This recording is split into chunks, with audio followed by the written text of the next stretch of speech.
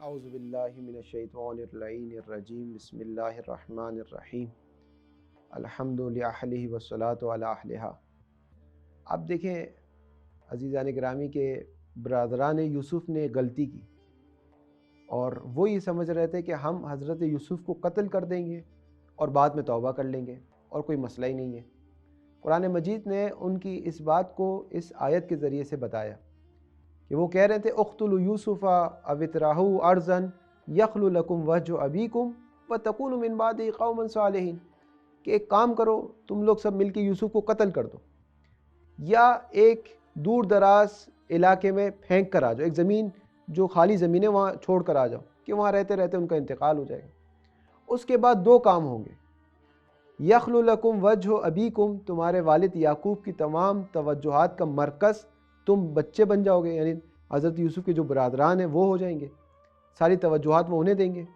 وَتَكُونُوا مِن بَعْدِهِ قَوْمًا صَالِحِينَ، اور قتل کرنے کے بعد ایک نیک لوگ بن جاؤں گے، صالحین میں سے تمہارا شمار ہوگا۔ یہاں گناہ کرو گے، یہاں توبہ کر لو گے،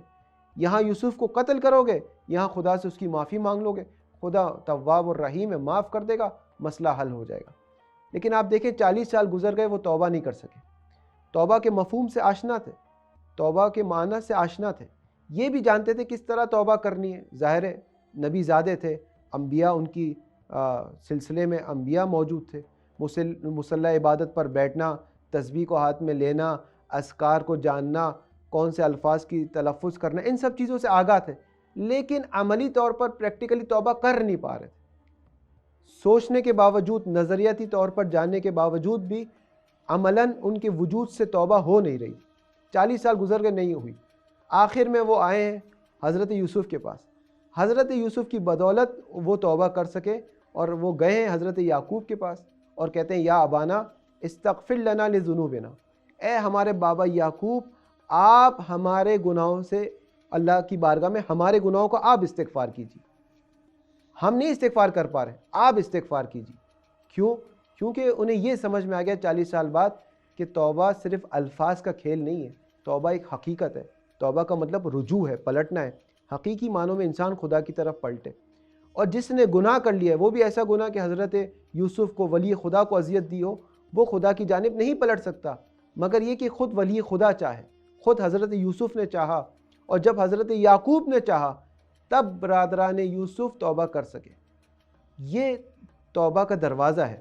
اہل بیت اطہار رسول کی ذات در توبہ ہے، انسان وہاں جا کر استغفار کرے۔ قرآن مجید کی آیت ہے وَلَوْ أَنَّهُمْ ظَلَمُوا أَنفُسَهُمْ إِذْ جَاءُوكَ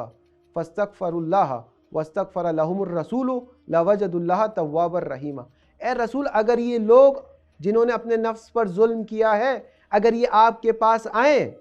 اور پھر آپ کے پاس آنے کے بعد اللہ سے مغفرت کو طلب کریں، اور پھر آپ بھی ان کے لیے مغفرت کریں، آپ کا بھی مغفرت کرنا ضروری ہے، آپ بھی ان کے لیے مغفرت طلب کریں، لَوَجَدُوا اللَّهَ تَوَّابًا رَحِيمًا، تو اس کے بعد یہ اللہ کو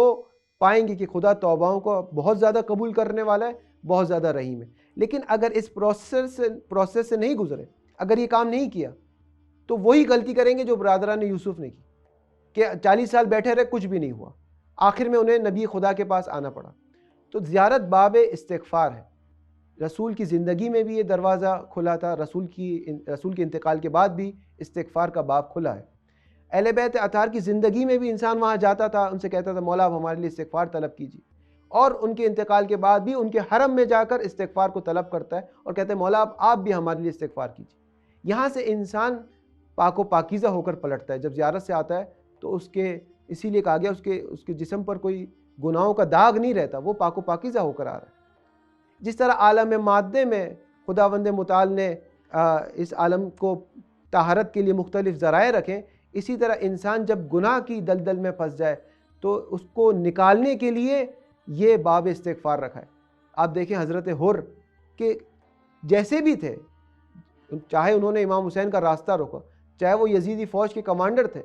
لیکن جب وہ در امام حسین پر آ گئے تو کسی مقتل نے یہ نہیں لکھا، کسی بھی تاریخ کے مورخ نے یہ بات نہیں لکھی کہ حضرت حر کو جہاں احساس ہوا کہ مجھے بدلنا ہے، وہاں انہوں نے مصلی عبادت بچھا کر استغفار شروع کر دیا، نہیں، بلکہ اپنے آپ کو امام حسین تک پہنچا دیا، کیونکہ جانتے تھے باب استغفار امام حسین کی ذات ہے. جب میں یہاں تک پہنچ گیا تو اب میں لعنت اللہ سے علیہ السلام ہو گیا. یہ جو سفر ہے نا، یہ سفر انسان اسی وقت طے کر سکتا ہے جب امام کی خدمت میں آ جائے اور اس باب سے متمسک ہو جائے. اپنے آپ کے اپنے وجود کو اگر انسان پاک و پاکیزہ کرنا چاہتا ہے تو ضروری کہ جب زیارت پر جائے تو اس باب استغفار سے وہ غافل نہ ہو. وصلی اللہ علی محمد و آلہ طاہرین.